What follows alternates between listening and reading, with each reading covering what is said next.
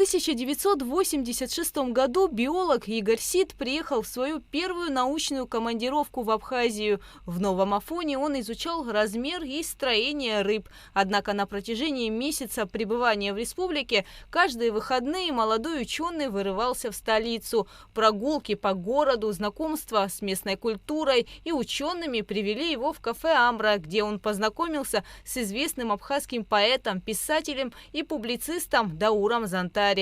Всех писателей судьба сводила с Дауром Зантария в основном в кафе «Амра». Но первое впечатление было, что живой классик, потому что меня туда перевела знакомая, которая шепнула мне, вот тут сидит знаменитый фотограф и знаменитый наш писатель.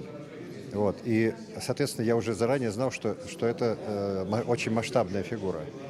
Вот. Но, тем не менее, мы сразу стали перешучиваться, когда Даур мне сказал, что Сухум – это не самое древнее название, что есть еще название Аква. Я удивился, как латинист, все биологи любят латынь. Вот. А он говорит, между прочим, Аква не просто так. Именно здесь были изобретены аквариум и акваланг.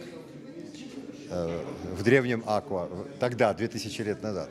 Потом был некоторый перерыв, потом мы дружили в Москве, вот, где, к несчастью, и ушел наш общий друг. Судьбоносные встречи порождают не менее судьбоносные следствия. С тех пор жизнь теперь уже писателя, поэта, антрополога и африканиста Игоря Сида неразрывно связана с Абхазией. Тогда, почти 40 лет назад, он и не предполагал, что станет одним из тех, кто будет писать диссертацию на тему мифопоэтика и геопоэтика в прозе абхазского писателя Даура Зантария.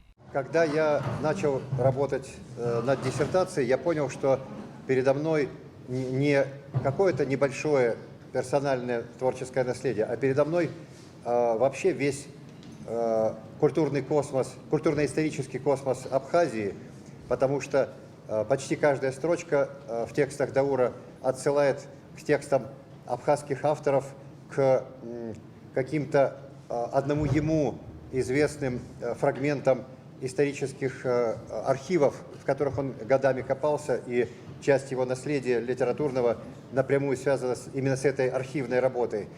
В общем, я оказался у подножия гигантской горы, которую невозможно охватить из одной точки. И поэтому я предпринимал, дело было чуть больше 10 лет назад, я предпринимал такие поначалу довольно жалкие попытки обойти гору с разных сторон, прежде чем на нее взбираться. Разные тропинки ведут наверх. Но, собственно говоря, верха как такового, вершины не существует, потому что подниматься по этой вершине можно только бесконечно. Идея написать диссертацию, посвященную творчеству знаменитого абхазского писателя, возникла еще в 2013 году. В 2014 Игорь Сид написал письмо в Абхазский государственный институт гуманитарных исследований о том, что хочет стать соискателем диссертации. Однако из-за большого количества работы в разных сферах задуманное удалось осуществить только в этом году. Сегодня в стенах Абиги Игорь Сид рассказывает об основных тезисах своего диссертационного исследования. Научным руководителем российского писателя стал прозаик и филолог Владимир Зантария. Я с большим удовольствием согласился быть научным руководителем нашего соискателя, своего друга, в творческой судьбе которого значительную роль сыграла Абхазия, абхазская культура. На мой взгляд, его открытие художественной галактики Даура Зантария послужит хорошим импульсом, толчком, подспорьем в дальнейшем уверенном выхождении выдающегося абхазского писателя Даура Зантария в мировое культурно-информационное пространство. Кстати, это первая в Абхазии диссертация, посвященная геопоэтике. Простыми словами, это новое международное понятие, которое приобретает черты научного термина и охватывает разнообразные творческие способы взаимодействия человека с географическим пространством. Понятно, что такое поэт. Это человек, который работает с текстами, который именно в пространстве текста создает некую новую сущность. Геопоэт, субъект геопоэтики, это человек, который работает с географическим мифом. Это человек, который создает вокруг себя или вокруг конкретной любимой им территории новые мифы. Вот Даур Зантария был одним из тех, кто именно переописывал свою родную маленькую прекрасную страну и создавал вокруг нее новые легенды, какие-то новые ракурсы и позволял нам заново, по-новому посмотреть на Абхазию.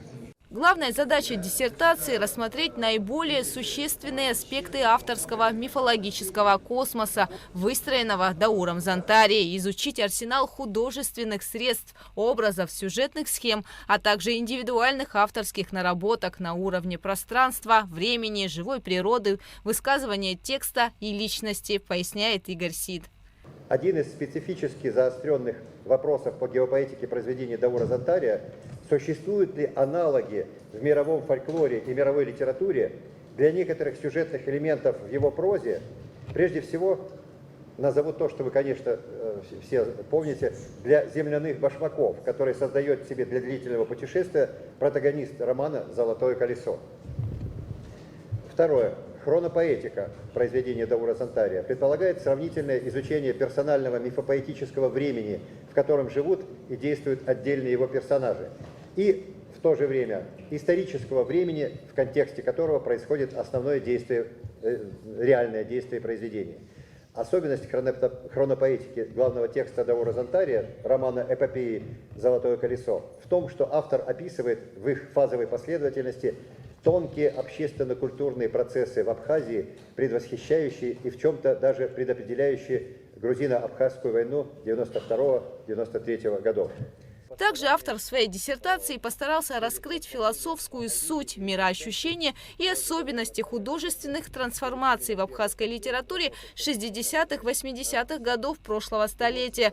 Полную диссертацию, посвященную мифопоэтике и геопоэтике в прозе абхазского писателя Даура Зантария, российский ученый Игорь Сид представит уже этой осенью. Гугу Савардания, Камила Джопуа, Абхазское телевидение.